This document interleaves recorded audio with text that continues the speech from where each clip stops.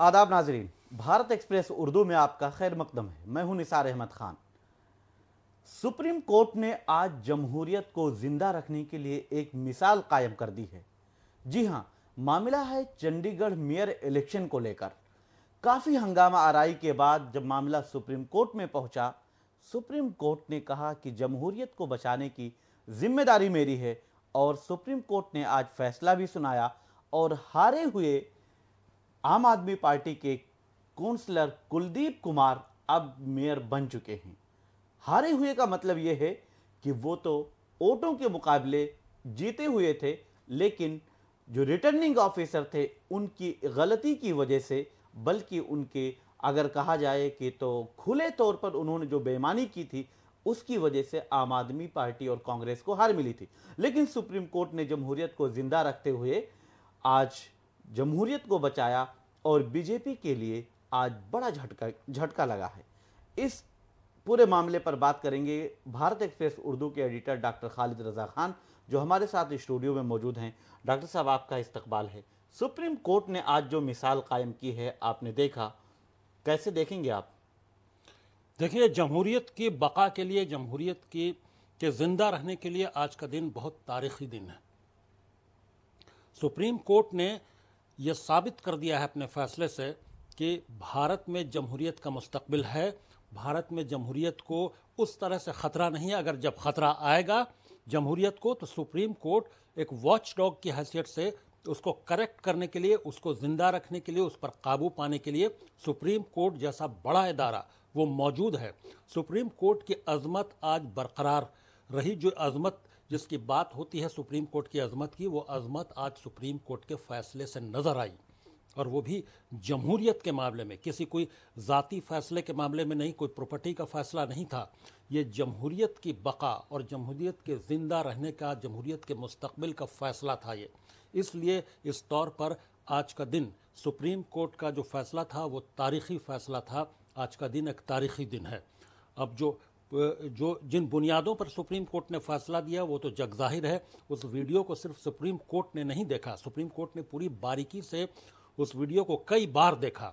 आज से पहले भी वीडियो देखा गया था, आज के दिन भी जब फैसला सुनाने का दिन था, उससे पहले भी वीडियो को बार बार देखा गया, तब उसको सुनाया गया था। हालांकि ये तमाम वीडियो, ये तमाम तस्वीरें मीडिया में पहले आ चुकी थीं, लेकिन चूँकि फैसला मीडिया को नहीं करना होता है, एक ओपिनियन, एक पब्लिक ओपिनियन ज़रूर बन जाता है, लेकिन फैसला तो आखिरकार कोर्ट में ही होगा। और कोर्ट ने उसी मुताबिक फ़ैसला दिया जो अवाम में इम्प्रेशन बना था। अवाम ने जिस तरह की तस्वीरें, जिस तरह की बेईमानी की तस्वीरें, खुले तौर पर बेईमानी, ऐसा लग रहा था कि किसी चोर का जो बिहेवियर होता है, वो चोर का बिहेवियर, वो फेस एक्सप्रेशन, जो चेहरे के तासुरात थे रिटर्निंग ऑफिसर अनिल मसीह के, जब वो बेईमानी से बैलेट पेपर को मसख कर रहे थे, बैलेट पेपर को पेन से निशान लगाकर उसको इनवैलिड करने की कोशिश कर रहे थे, तो उस वक्त जिस तरह से वो कैमरे में चौकन्ना थे, उनको मालूम था कि चारों तरफ कैमरा लगा हुआ है, लेकिन वो उसके बावजूद उनकी वो डेयर कर पाए। ये डेयर डेविल कहेंगे कि उन्होंने इस शैतानी हरकत का उन्होंने की। यकीनी तौर पर इसे, चूँकि जमहूरियत को पर चोट पहुंचाया उन्होंने, और उन्होंने इस तरह की बेईमानी की कि, और जो बेईमानी कर रहे, तो कोई भी इंसान जब बेईमानी कर रहा होता है तो उसके दिल में एक चोर होता है। वो एक्सप्रेशन साफ कैमरे पर नज़र आ रहा था, वो एक चोर की तरह देख रहे थे कैमरों पर कि कहीं कैमरा उनकी इस हरकत, इस बेईमानी, इस शैतानी हरकत को कहीं कैद तो नहीं कर रहा था। हालांकि हकीकी तौर पर कैमरा उस हरकत को कैद कर रहा था, और उन्हीं अपने हरकत और बेईमानी के कैमरे में कैद होने की वजह से वो पूरी दुनिया कुछ नहीं बोल पाई। न उनकी पार्टी उनके साथ खड़ी नज़र आ रही है, और कोई उनके साथ खड़ा नज़र नहीं आ रहा, और अदालत को फैसला लेने में वो कैमरा ही काफ़ी मददगार साबित हुआ। जिस तरह से चीफ जस्टिस ने सख्त रवैया अपनाया है और सख्त लहजा रहा, अनिल मसीह को बार बार फटकार लगाई है, सवाल किया, जवाब से मुतमईन नहीं हुए चीफ जस्टिस, और उसके बाद फिर सवाल किया और वाज़ेह तौर पर कह दिया है कि इन पर मुकदमा चलना चाहिए। इन्होंने खुले तौर पर धोखाधड़ी की है, इन्होंने गलत किया है और इन पर मुकदमा चलना चाहिए। क्या ये नज़ीर बनेगा मुल्क के लिए और अगर ख़ास तौर पर कोई इस तरह के इलेक्शन कमीशन पर जब आवाज़ उठाई जा रही है या उस पर बात की जा रही है या फिर कहीं भी इस तरह की बदउनवानियाँ देखने को मिलती हैं, तो उनके लिए ये फैसला जो है, ये मिसाल जो है, ये नज़ीर बन जाएगा। यकीनी तौर पर ये जो फैसला है ये एक नज़ीर की हैसियत रखता है। और उसके अलावा अनिल मसीह की अगर बात करें तो वो एक ख़ास पार्टी बीजेपी के वो वर्कर रहे हैं, बीजेपी के माइनॉरिटी सेल्स से वाबस्ता रहे। उसके बाद उनको रिटर्निंग ऑफिसर बनाया गया। रिटर्निंग ऑफिसर बनने के बाद भी उन्होंने पार्टी वर्कर की ही तरह काम किया। उन्होंने रिटर्निंग ऑफिसर की हैसियत से न्यूट्रल होकर अपना काम नहीं किया, अपनी जो जिम्मेदारी निभाई, जो ओहदा उनको दिया गया था। रिटर्निंग ऑफिसर का ओहदा बहुत ही जिम्मेदारी वाला और बहुत ही पासदारी वाला ओहदा है। वो उस ओहदे का पास भी नहीं रखा उन्होंने। उनको उस ओहदे का पास रखना था, उस ओहदे को के वक़ार को समझना था, उसकी इज्जत को समझना था और उसी के मुताबिक उनको फैसला। लेकिन वहाँ तो बैठकर वो रिटर्निंग ऑफिसर के ओहदे पर, उस कुर्सी पर बैठकर वो बेईमानी करते हुए नज़र आ रहे थे और वो एक पार्टी वर्कर की तरह काम कर रहे थे। उनको लग रहा था कि किसी तरह से वो एक पार्टी वर्कर के अंदर जो जोशो खरोश और जो जज्बा होता है कि किसी भी तरह से बाई हुक और बाई क्रूक वो अपनी पार्टी के कैंडिडेट को जितवा दें। तो वो रिटर्निंग ऑफिसर नहीं, एक पार्टी वर्कर की तरह अपने पार्टी के कैंडिडेट को जिताने के लिए काम कर रहे थे। वो पूरी दुनिया ने उस तस्वीर में देखा है। उसके अलावा जब सुप्रीम कोर्ट ने उनको बुलाया और सुप्रीम कोर्ट में बार बार वो अपनी मौजूदगी के दरमियान मुसलसल सुप्रीम कोर्ट को भी गुमराह करने की कोशिश कर रहे थे अपनी आर्गूमेंट से, अपने बयानात से, और बार बार सुप्रीम कोर्ट में वो झूठ बोल रहे थे और अपना दिफा करने की कोशिश कर रहे थे कि वो गलती से हो गया, उनका कोई इंटेंशन नहीं था ऐसा, उनकी कोई ऐसी नीयत नहीं थी, वो तो यूं हो गया और वो हो गया। वो सुप्रीम कोर्ट के बहलाने की कोशिश। उसी में सवाल किया कि आप कैमरे की तरफ बार बार क्यों देख रहे हैं? तब उन्होंने कहा कि बहुत शोर हो रहा था, लोग चिल्ला रहे थे और कैमरा कैमरा कह रहे, तो इस वजह से मैंने कैमरे की तरफ देखा। जब सुप्रीम कोर्ट ने पूछा कि आप क्रॉस का निशान क्यों लगा रहे थे, बैलेट पेपर क्यों खराब कर रहे थे, तो वो कह रहे हैं कि नहीं, मैं सिर्फ निशान लगा रहा था। जबकि सुप्रीम कोर्ट ने आज उठाकर उनके सामने रख दिया और कहा कि ये सारे बैलेट पेपर जो हैं ये वैलिड थे, ये किसी तरह से भी इसमें कोई खराबी या कमी नहीं थी। हाँ, यकीनी तौर पर उसके बावजूद, इन तमाम सुप्रीम कोर्ट के इस आर्गूमेंट के बावजूद, इन तमाम सबूत व शवाहिद के पेश करने के बावजूद अनिल मसीह ये मानने को तैयार नहीं थे कि उन्होंने जानबूझकर ये किया है। उन्होंने एक मर्तबा भी नहीं बोला कि उनका इंटेंशन ऐसा हो गया था किसी भी वजह से। वो बार बार अपना दफा कर रहे थे और अपने दफा में ये बोल रहे थे कि नहीं, वो इनका कोई इंटेंशन ऐसा नहीं था, वो कैमरे की तरफ यूं देख रहे थे और शोर और शराबे की वजह से देख रहे थे और वो गलती से उनसे निशान लग गया, वो उनका इंटेंशन नहीं था, वो निशान महज एक मार वो था, वो तो सिग्नेचर का, मतलब तमाम तरह के जो हीले बहाने होते हैं वो कोर्ट में, सुप्रीम कोर्ट में बैठकर वो तमाम तरह के हीले बहाने और तमाम तरह के झूठे आर्गुमेंट्स दे रहे थे अपने दिफा में।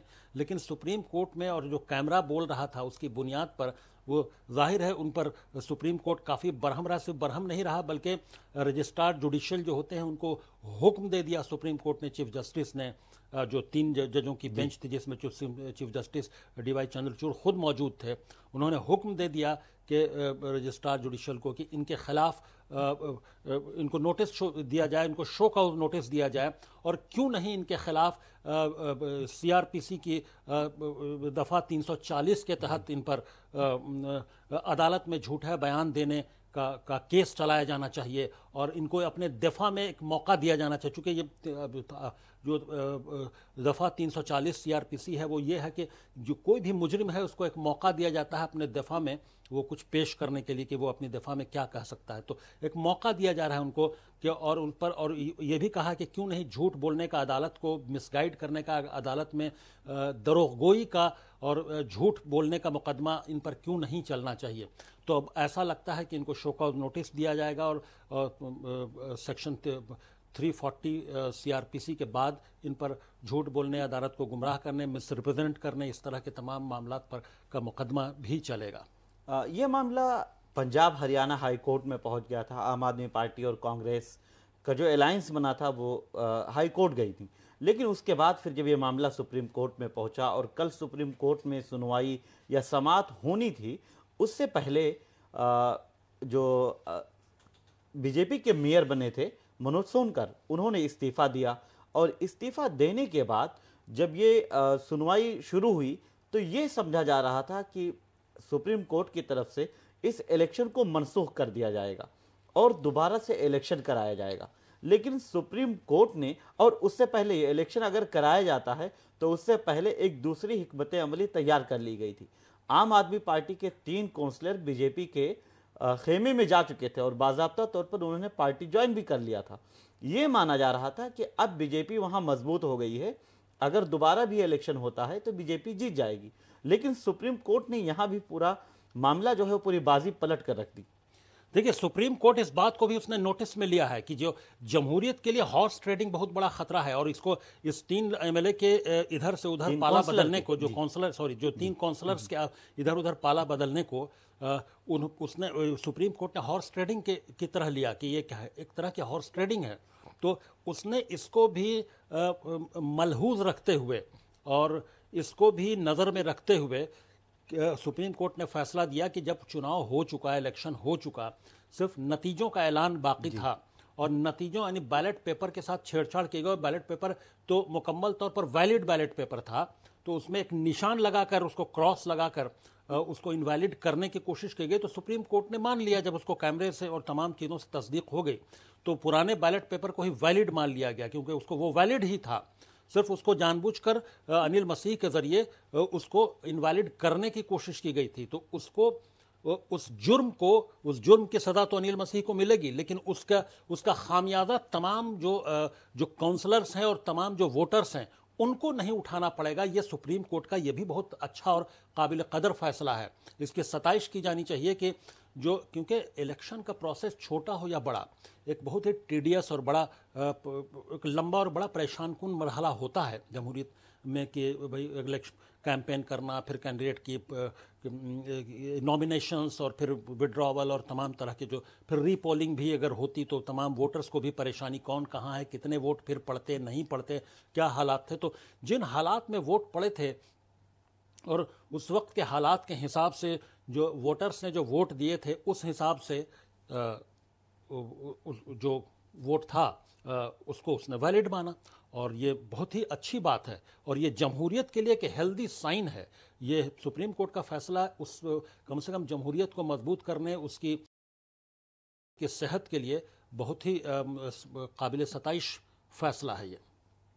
डॉक्टर साहब, ये फैसला आने के बाद, सुप्रीम कोर्ट का जब फैसला आया तो आम आदमी पार्टी की प्रेस कॉन्फ्रेंस हुई। सौरभ भारद्वाज ने एक तरफ कहा कि खुशी, बेइंतहा खुशी है, लेकिन जो पूरी दुनिया ने देखा कि चंडीगढ़ में महज 15-16 लाख लोग रहते हैं और वहाँ का एक इलेक्शन था, मेयर का इलेक्शन, जिसको दुनिया नहीं जानती थी, लेकिन बीजेपी ने जो रवैया अपनाया और बीजेपी ने जिस तरह से जमहूरियत को रौंदने और कुचलने की कोशिश की थी, उसको पूरी दुनिया ने देखा और चंडीगढ़ मेयर इलेक्शन सुर्खियों में आ गया। और उसके बाद सुप्रीम कोर्ट ने यह तारीखी फैसला सुनाया है। उसके बाद केजरीवाल की प्रेस कॉन्फ्रेंस होती है। दिल्ली के सीएम अरविंद केजरीवाल ने भी जमहूरियत की जीत करार दिया है। राहुल गांधी ने बीजेपी पर हमला किया है। आप इसे कैसे देखते हैं कि इसमें पूरी तरह से बीजेपी मुलविस है या फिर ये रिटर्निंग ऑफिसर की गलती थी? देखिए, इसमें कौन कौन इन्वॉल्व था इसकी कयासारियाँ की जा रही हैं और मैं भी कयास कर सकता हूं, लेकिन सामने जो ज़ाहरी तौर पर दिख रहा है कि अनिल मसीह जो इलेक्टोरल ऑफिसर, जो रिटर्निंग ऑफिसर थे, उन्होंने बेईमानी की, उन्होंने जानबूझकर बेईमानी की, जानबूझकर अपने, चूँकि उनका वास्ता बीजेपी के माइनॉरिटी सेल से था, बीजेपी के वो वर्कर रहे हैं, तो वो बीजेपी के वर्कर की तरह काम कर रहे थे। लेकिन इसके पसे पुष्ट कौन कौन था, उनकी कौन बैकिंग कर रहा था, क्या वाकई जो काउंसलर्स थे या जो बीजेपी के मेयर कैंडिडेट थे सोनकर, वो उनकी शह पर वो कर रहे थे, ये तो बस इसको कयास ही किया जा सकता है। लेकिन सर्टेनिटी के साथ, तस्दीक के साथ इसको कुछ नहीं कहा जा सकता पूरी वसूख के साथ।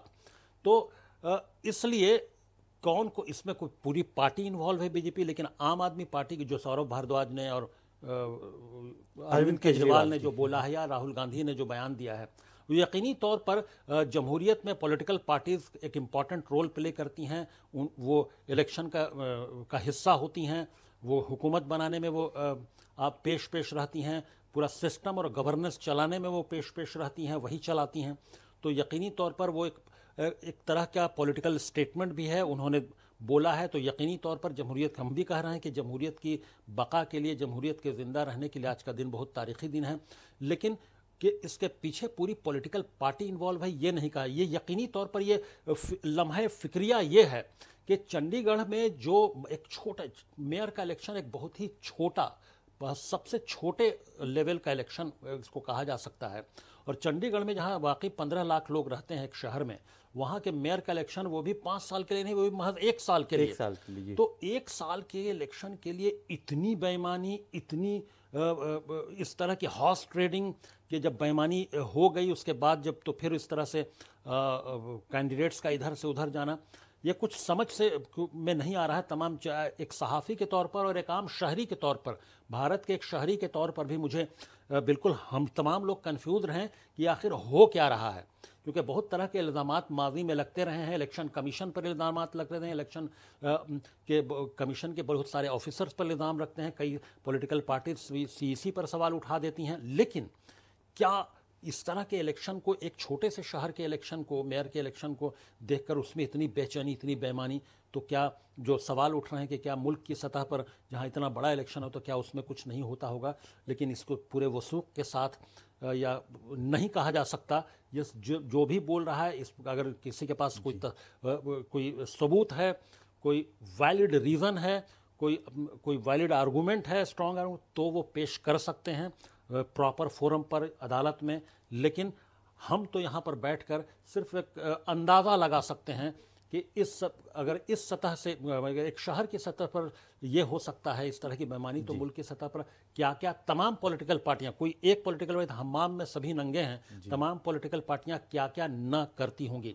आज बीजेपी पर इल्ज़ाम ज़रूर लग रहा है कि इलेक्शन में रिगिंग और पॉलिटिकल और EVM में खेल और तमाम, लेकिन एक दौर वो भी था जब कांग्रेस का दौर था, जब इलेक्शन में बैलेट पेपर से इलेक्शन होता, तब बैलेट पेपर लूट लिया जाता था, तब बूथ कैप्चरिंग होती थी, पूरा का पूरा बूथ जो है कैप्चर करके उसमें बोगस वोट डाल दिया जाता था। तब तो कांग्रेस भी इलेक्शन मुल्क में हुकूमत में होती थी, रियासतों में हुकूमत में होती थी, रियासतों में भी, और भी जो दूसरी पार्टियां हैं तो उनके दौर में भी होता ये है। पुराना, तो ये बहुत मशहूर है, ये सब टर्मिनोलॉजी जो है, बूथ कैप्चरिंग और बैलेट पेपर का लूट लिया जाना, यानी बैलेट पेपर की लूट, ये सब टर्मिनोलॉजी हम लोग जब बचपन से बड़े हो रहे थे, जब बैलेट पेपर से इलेक्शन को कुछ शुरुआती दौर में थोड़ा सा हम लोगों को याद है, तो हमको लगता है कि ये तो पहले भी यही काम होता था। आज मशीन है तो इल्ज़ाम लगता है, पहले बैलेट पेपर होता था तो बूथ कैप्चरिंग होती थी, बूथ लूट होता था, बैलेट पेपर की लूट होती थी, उस पर बोगस स्टैंप लगाकर बोगस वोट दिया जाता था और फिर उसकी काउंटिंग होती थी। तो ये कोई भी पॉलिटिकल पार्टी अछूती नहीं है, कोई भी पॉलिटिकल पार्टी इसमें पूरी तौर पर ईमानदार नहीं दिखती है, पूरे तौर पर ऐसा। वही बहन ने बोला कि हमाम में सभी नंगे हैं, तो यह अब वक्त की बात है कि आज बीजेपी पर इल्ज़ाम लग रहा है। EVM में अब कितना खेल होता है, EVM में कितनी टैंपरिंग होती है, ये तो कोई एक्सपर्ट ही बता पाएगा। हम लोग तो सिर्फ एक अंदाज़ा लगा सकते हैं हालात को देखते हुए, हालात के मद्देनज़र। इन तमाम इल्ज़ामात के दरमियान अरविंद केजरीवाल ने अपनी एक ख़ास बात कही है कि बीजेपी को हराया जा सकता है, अगर हम मिलकर इलेक्शन लड़ते हैं तो मिलकर हराया जा सकता है। दूसरी तरफ इसी एक सवाल के जवाब में उन्होंने ये भी कहा कि जो दिल्ली में इंडिया अलायंस बिखर रहा था, आम आदमी पार्टी ने 1 सीट देने का ऐलान कर दिया था, उसके बाद कांग्रेस लीडरान ने सख्त नाराजगी जाहिर की थी। अब उन्होंने कहा है कि बातचीत आखिरी मरहले में है और जल्द ही यह फैसला कर लिया जाएगा।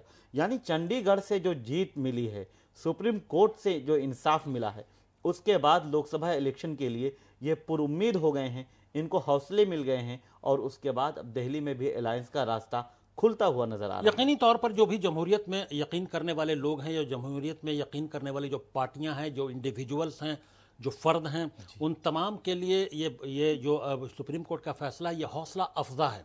ये इससे हौसले यकीनी तौर पर बढ़े। और ख़ास तौर से अरविंद केजरीवाल का जो बयान आया है, तो इंडिया अलायंस, जो इंडिया ब्लॉक है, जो लगातार मुसलसल बिखरता जा रहा था, और यहाँ तक के समाजवादी पार्टी के भी अलग होने की बात हो गई इंडिया ब्लॉक से, तो ऐसे वक्त में अरविंद केजरीवाल का ये कहना कि दिल्ली में अभी बातचीत आखिरी मरहले में हम लोग किसी हतमी नतीजे पर पहुंच सकते हैं, तो यकीनी तौर पर ये उसी का नतीजा है जो चंडीगढ़ में मेयर इलेक्शन के को लेकर जो कामयाबी मिली है आम आदमी पार्टी और कांग्रेस का अलायंस है वहां पर मेयर इलेक्शन में। तो वो जो कामयाबी मिली है उस कामयाबी को देखते हुए जो हौसला बढ़ा है, उस कामयाबी से जो हौसला बढ़ा है, उन हौसलों के बुनियाद पर दिल्ली में लोकसभा सीट के बंटवारे के लिए तो यकीनी तौर पर इन ये दोनों पार्टियां पुरुमीद हुई हैं कि शायद कोई रास्ता निकल जाए और हम लोग इससे सबक लें कि मिलकर लड़ेंगे तो जीत हो सकती है। तो अगर गुड सेंस प्रिवेल करता है और अगर होश के नाखून दोनों लेते हैं उनके अपने हिसाब से, तो वो कोई हतमी नतीजे पर पहुंच सकते हैं। अब इलेक्शन का नतीजा क्या होगा ये तो बात की बात है, कौन जीतता है कौन हारता है, लेकिन वो किसी नतीजे पर पहुंच सकते हैं। अलायंस टूटने मतलब हो सकता है न टूटे। डॉक्टर साहब, इस सिलसिले में आखिरी सवाल कि अब इस फैसले के बाद सुप्रीम कोर्ट ने जो एक तारीखी फैसला दिया है, इसका लोकसभा इलेक्शन में क्या ये किस हद तक मुद्दा बनेगा, मौजू बनेगा, और दूसरा इसका क्या असर होगा? देखिए, तमाम जो अपोजिशन हैं कि जो पार्टियां हैं वो इसको मुद्दा तो बनाएंगी, और जो अभी से ही बनना शुरू हो गया है, यानी ये जो फैसला तो आज आया है लेकिन फैसला आने से पहले जो पब्लिक ओपिनियन बन रहा था वीडियो देखने के बाद, तो तमाम पॉलिटिकल पार्टियां जो अपोजिशन की हैं वो अटैक अपना शुरू जारी रखे हुई थी। लेकिन सुप्रीम कोर्ट के इस फैसले के बाद यकीनी तौर पर तमाम तरफ इलेक्शन कैंपेन के दौरान और इलेक्शन कैंपेन से पहले भी ये मॉडल कोड ऑफ कंडक्ट लागू होने से पहले भी वो तमाम जो पॉलिटिकल पार्टियां हैं अपोजिशन की, वो इसको कोट करेंगी, इसकी मिसाल पेश करेंगी, सुप्रीम कोर्ट का शुक्रिया अदा करेंगी और जमहूरियत की बका और जमहूरियत के ज़िंदा रहने की दुहाई देंगी कि मुल्क की बका के लिए जमहूरियत की बका कितनी ज़रूरी है, जमहूरियत का रहना कितना ज़रूरी है। ये तमाम मिसालें दी जाएंगी और यकीनी तौर पर ये जिसको कहते हैं एक शॉट इन द आर्म, जो इंग्लिश में कहते हैं कि एक हौसला बढ़ा है ये तमाम अपोजिशन पार्टियों का इस फैसले के बाद से, और यकीनी तौर पर इसको एक मिसाल के तौर पर तमाम पॉलिटिकल पार्टियां आवाम में जाकर पेश ज़रूर करेंगी। बहुत शुक्रिया आपका डॉक्टर साहब। बहरहाल चंडीगढ़ मेयर इलेक्शन से मुतालिक सुप्रीम कोर्ट का जो फैसला आया है ये तारीखी है और इसे आज एक सुनहरे बाब में लिखा जाएगा, और आम आदमी पार्टी और कांग्रेस को इससे हौसला मिला है, क्योंकि जो कुलदीप कुमार हार गए थे 30 जनवरी के इलेक्शन में, 8 वोट जो इनवैलिड करार दिए गए थे, आज सुप्रीम कोर्ट ने उसे वैलिड करार दिया, दुरुस्त करार दिया और कुलदीप कुमार को चंडीगढ़ का मेयर मुकर्रर कर दिया है। बहरहाल आज जमहूरियत जिंदा है और सुप्रीम कोर्ट ने जमहूरियत को जिंदा रखने की जिम्मेदारी उठाई है और उसकी दुहाई भी दी है कि अगर जमहूरियत पर आंच आएगी तो सुप्रीम कोर्ट नोटिस लेगा और उस पर सख्त फैसला भी सुनाएगा। बहरहाल आज सुप्रीम कोर्ट ने जो तारीखी फैसला सुनाया है ये हमेशा याद रखा जाएगा और ये बहुत अहम और तारीखी फैसला है। आप देखते रहिए भारत एक्सप्रेस उर्दू और हमें दीजिए इजाज़त।